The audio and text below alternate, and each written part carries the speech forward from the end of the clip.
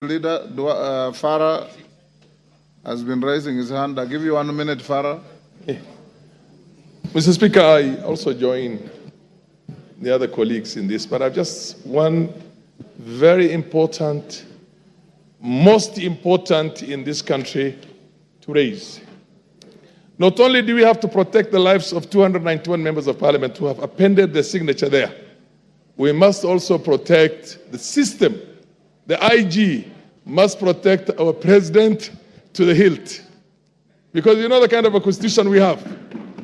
Any reckless thug can decide to change the course of history if, God forbid, anything were to happen to our president. You get my point? And there are people who we have been so worried lately. I get the feeling that they can even have the capacity to plan something like that. Let us make sure this information goes out. Our president must be protected to the hilt until this motion is over. Because if, God forbid, anything were to happen, then we have something much bigger to worry about. Thank you. And those guys are... You're the last one that. Thank you, Honorable Speaker. My Honorable Speaker, if you will indulge me, I'll add something on security. But before that is on Standing Order 85, Honorable Speaker.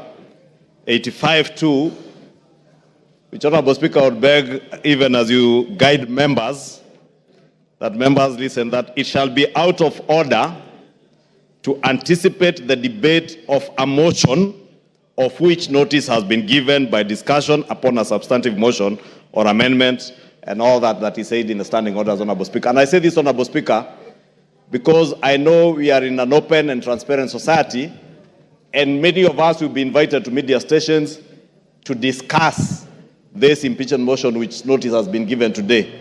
Just to caution members that it will be completely out of order to discuss the substance of the motion in media stations before debate, as is contained in our standing orders.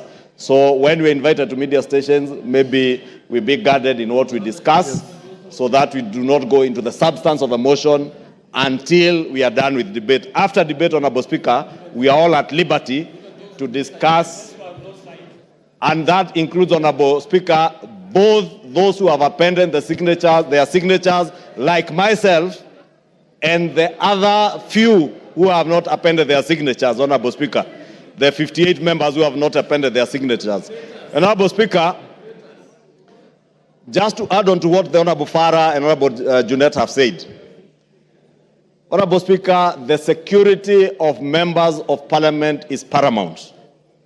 Honorable Speaker, I say that looking at you, because you know on the 25th of June this year, Honorable Speaker, none other than yourself, you were a target, and you know that.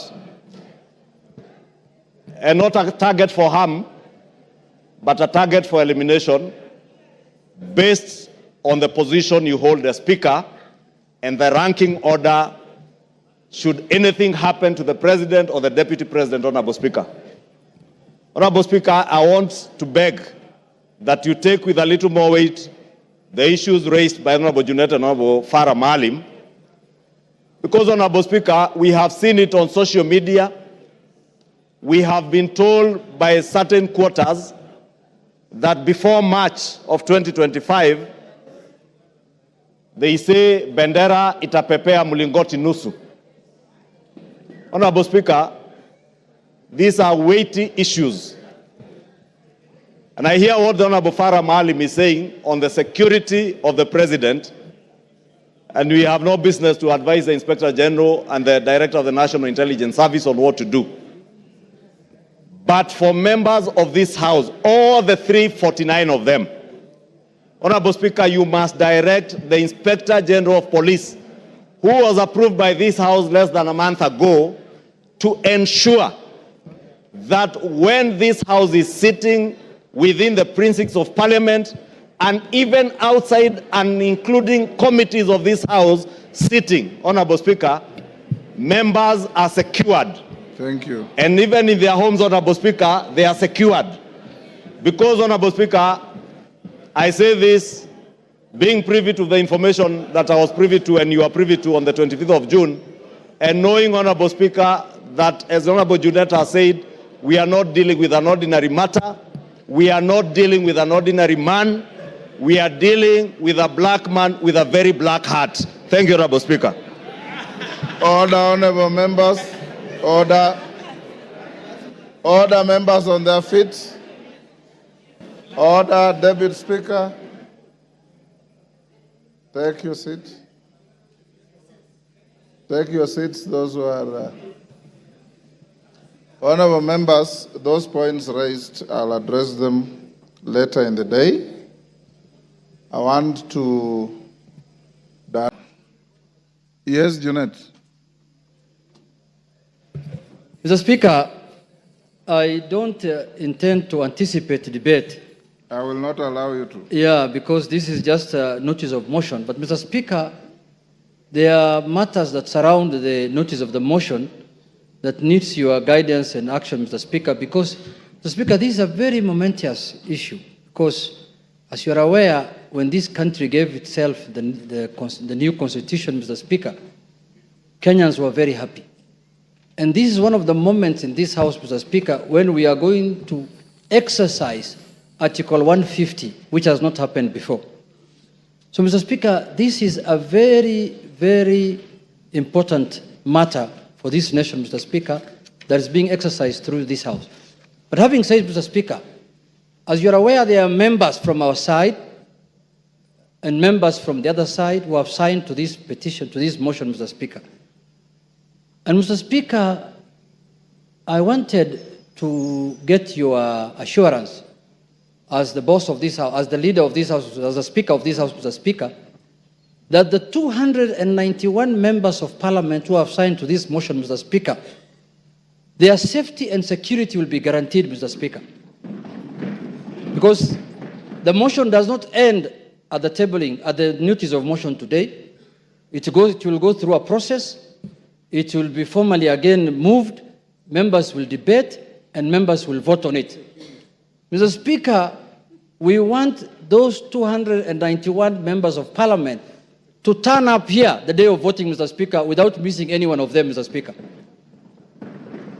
Mr. Speaker, we have just passed the new Inspector General of Police the other day here, Mr. Kanja. Not really.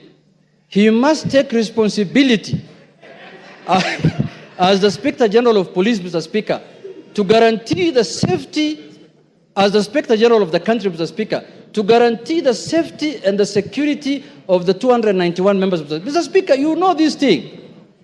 What we are doing is not a small thing, Mr. Speaker. When Trump was being removed, was being impeached in the United States, Mr. Speaker, you know what he attempted to do. And what can happen here, you know, Mr. Speaker. And let us not fight, let us not begrudge anyone, because what the House is doing is constitutional, because the House is just exercising its mandate. It's not doing anything outside the Constitution. There is nothing unconstitutional that's happening in this House, Mr. Speaker. You can impeach a cabinet secretary, you can impeach a deputy president, you can impeach the president if you wish so. So, Mr. Speaker, this is an exercise that is given to us by the Constitution. So, Mr. Speaker, you've made your point. I have made my point, but I conclude by saying this, Mr. Speaker. That, Mr. Speaker,